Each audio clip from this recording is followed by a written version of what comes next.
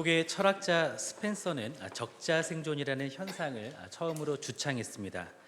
적자 생존이란 환경에 적응하는 그런 생물만이 살아남고 그렇지 못한 것은 도태돼서 결국 멸망한다라는 그런 현상을 말합니다. 그런데 오늘 설교 제목은 그런 의미로 적자 생존이라는 제목을 지은 것이 아닙니다. 적어야 산다라는 뜻으로 적자 생존이라고 정했습니다. 기록은 기억을 지배한다, 이런 말 혹시 들어보셨습니까? 이 말은 유명한 철학자가 한 말은 아니고요. 이것은 2000년도 중반쯤에 소니라는 회사에서 디지털 카메라를 판매할 때 사용하던 광고 문구였습니다. 당시에 적자 생존의 마인드가 있었던 저에게는 참 인상적인 카피 문구였습니다. 저는 학창 시절에는 항상 두 권의 작은 스프링 노트를 가지고 다녔었는데요. 한 권은 듣는 기도용이었습니다. 그래서 아침마다 큐티를 하면서 말씀을 통해 하나님의 음성을 들었습니다. 그리고 기도 제목을 거기에 적고 또 응답받은 것들을 체크했습니다. 다른 한 권은 다용도였는데 여기에는 암기해야 할 것들과 새로운 아이디어 같은 것들을 적었습니다.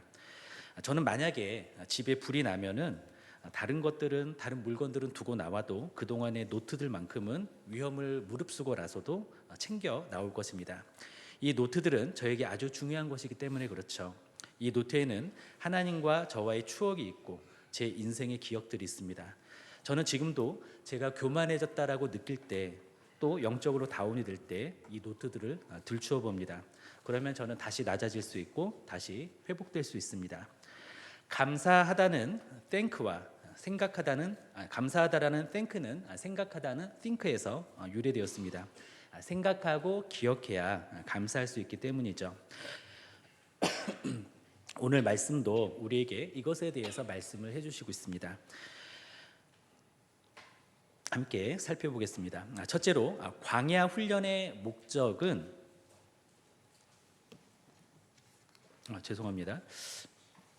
제가 프린팅을 좀 잘못해서 광야 훈련의 목적이 있습니다. 그것은 바로 우리에게 겸손을 가르치고 하나님을 경외하는 것을 가르치는 것입니다. 때로는 하나님께서 우리에게 고난과 고통의 환경을 허락하실 때가 있습니다. 이때 우리는 사방에 우겨쌈을 당하는 것 같은 숨막힘을 경험하죠.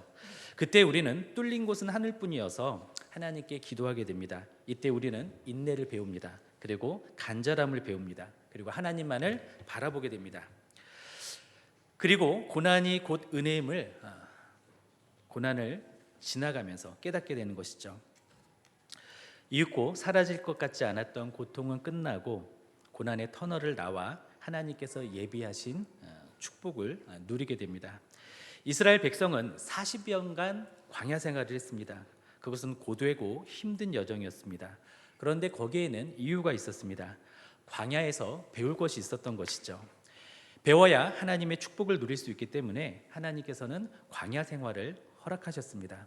그렇다면 하나님께서 광야 생활을 허락하신 이유는 무엇일까요? 우리 신명기 8장 2절과 3절과 16절 말씀을 읽겠습니다. 2절 읽겠습니다.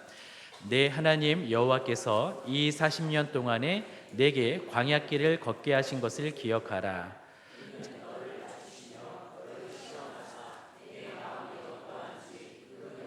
지키는지 지키지 않는지 알려 하심이라.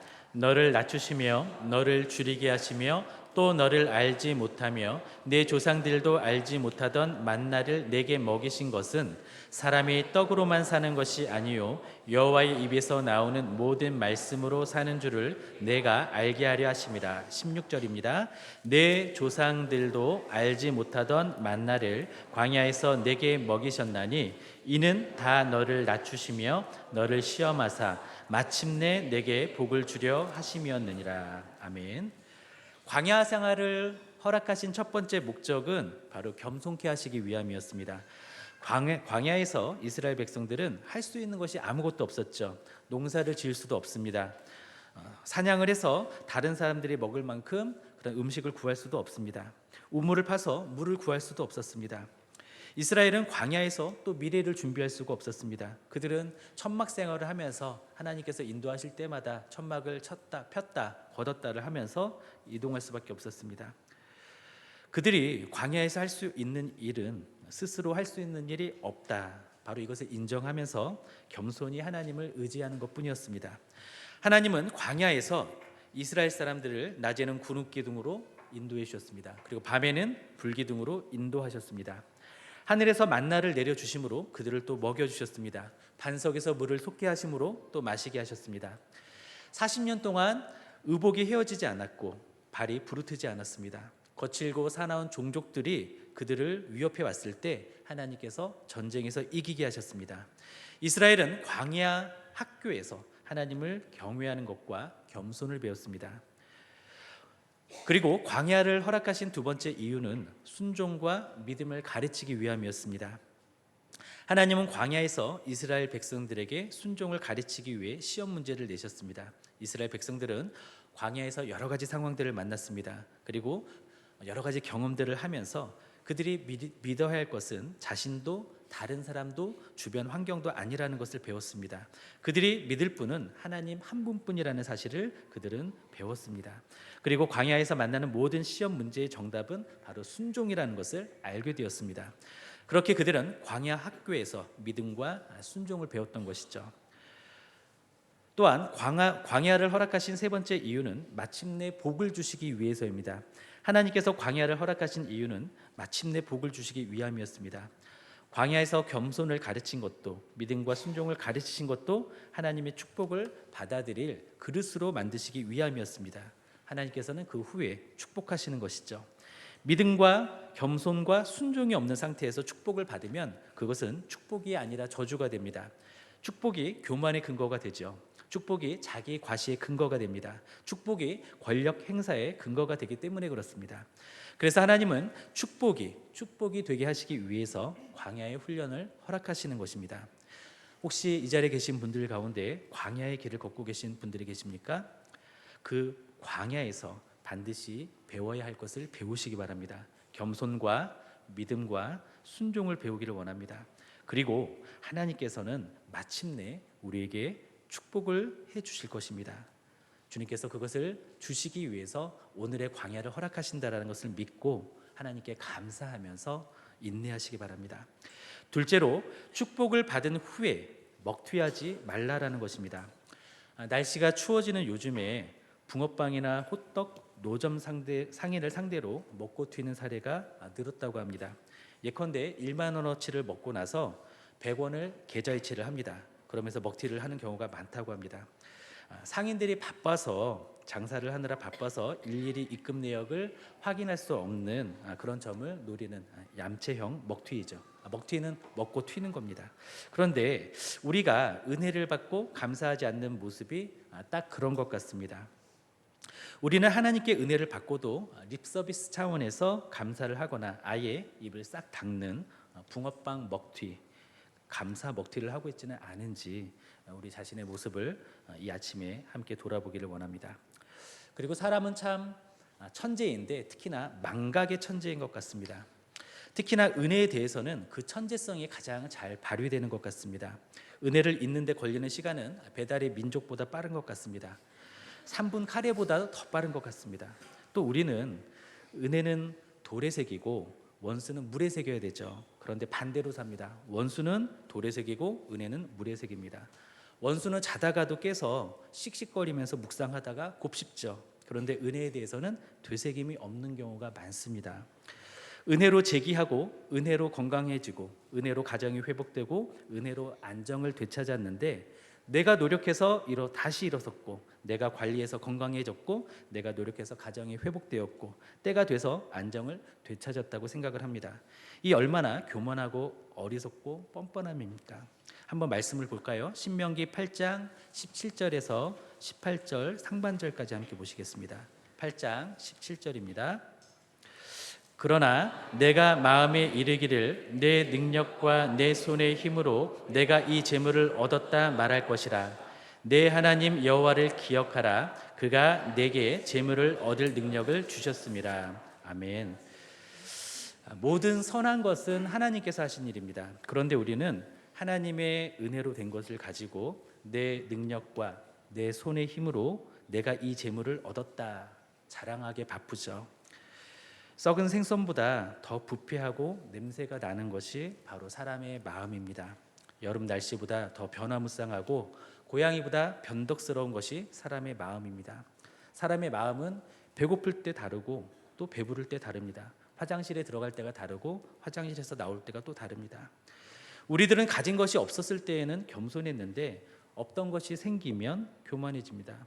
우리들은 지식의 부족함을 느꼈을 때에는 겸손했는데 하나 둘 지식이 쌓이면서 우쭐해집니다. 우리들은 인생의 고난의 때에는 하나님만 바라보고 의지를 했는데 고난이 사라지고 인생이 풀리면 하나님을 까맣게 잊고 세상 즐거움에 쉽게 빠져듭니다. 그러는 한편 하나님께 영광 돌리던 모습이 자기 자랑을 일삼는 것으로 쉽게 바뀌어버리죠. 그리고 망은, 즉 은혜를 잊는 것은 곧 교만임을 우리는 알아야 합니다. 망은과 교만은 동전의 양면과 같습니다. 우리 신명기 8장 12절에서 14절 상반절까지 함께 읽겠습니다. 내가 먹어서 배부르고 아름다운 집을 짓고 거주하게 되며 내 소와 양이 번성하며 내 은금이 증식되며 내 소유가 다 풍부하게 될 때에 내 마음이 교만하여 내 하나님 여호와를 잊어버릴까 염려하노라. 아멘. 축복받고 감사하지 않는 것은 하나님께 먹튀하는 것입니다. 그리고 은혜를 망각하는 것이 곧 교만입니다. 오늘은 추수감사 주일입니다.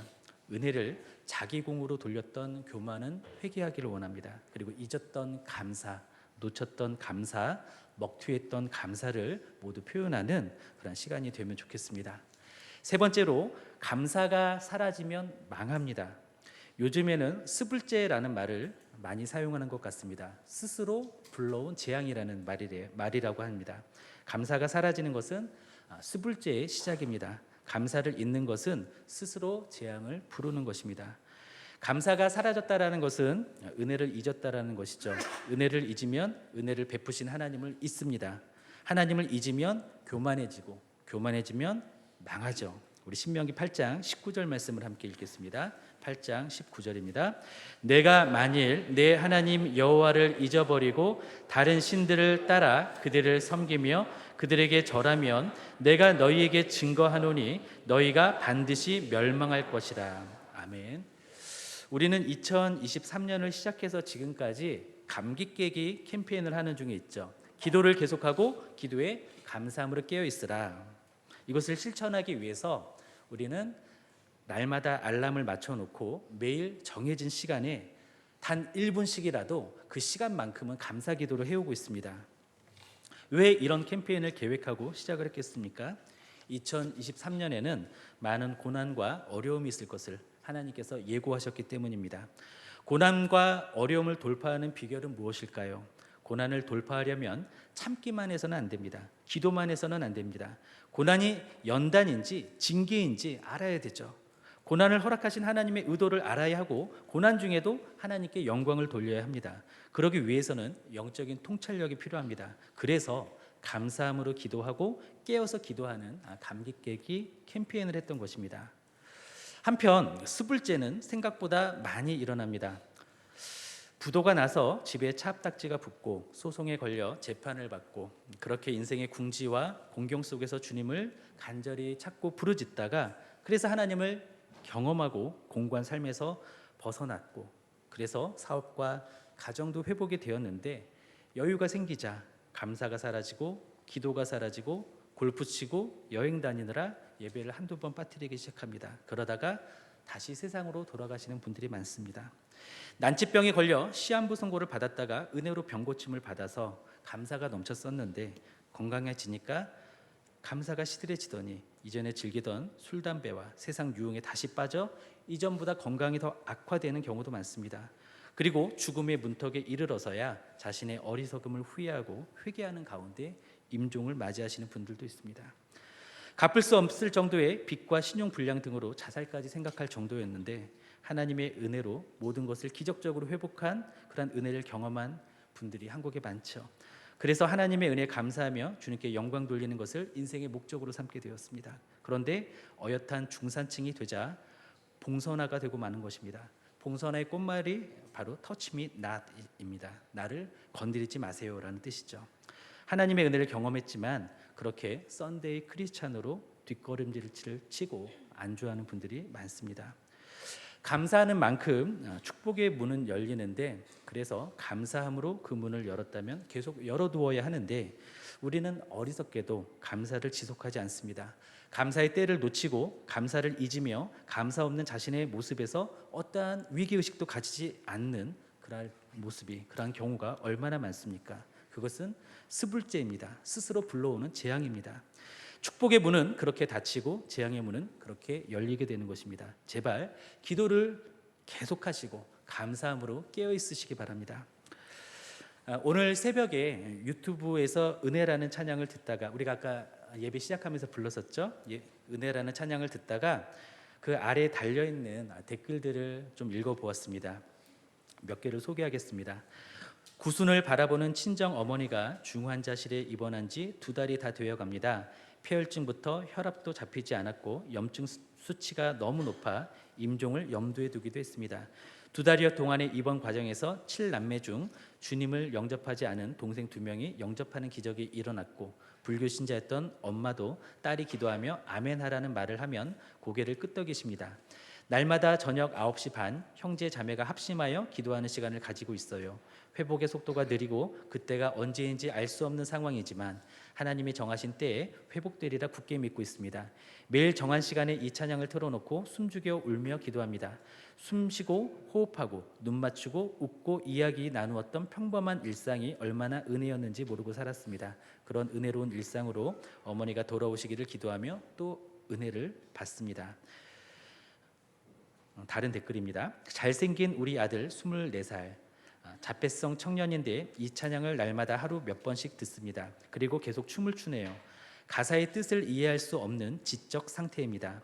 찬양을 너무 좋아하네요. 정말 눈물이 나네요. 하나님께서 찬양으로 만지심이 보입니다. 엄마에게도 24년이 은혜인 걸 오늘 알았습니다.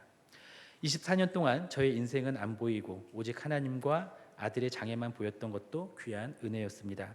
살아도 사는 것이 아닌 것 같은, 심장이 안 뛰는 것 같은 그런 이상한 느낌은 모든 것이 은혜였습니다.